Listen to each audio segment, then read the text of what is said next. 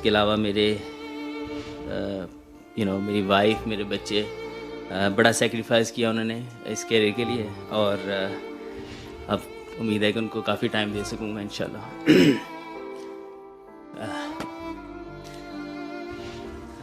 سب سے امپورٹنٹلی میرے پیرنٹس, میرے والد صاحب, جنہوں نے شاید مجھے اتنا بلیو نہیں تھا جتنا ان کو تھا, تو ان کا جتنا میں شکریہ ادا کر سکوں کم ہے. میری والدہ اس دنیا میں نہیں رہی, تو ان کی سیکریفائسز, ان کی بہت مطلب آئی مس ہر.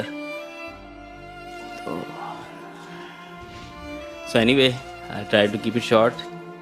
تو تھینک یو فار میری فیملی جتنی دیکھ رہی ہے, تو سب کا بہت بہت شکریہ, اور thank you so much. And due to our since we had our English media guests here, I would like to announce in English as well that after tomorrow's game, this will be my last game for Pakistan, inshallah. And I have very fond memories for playing for Pakistan with all my teammates, my coaches.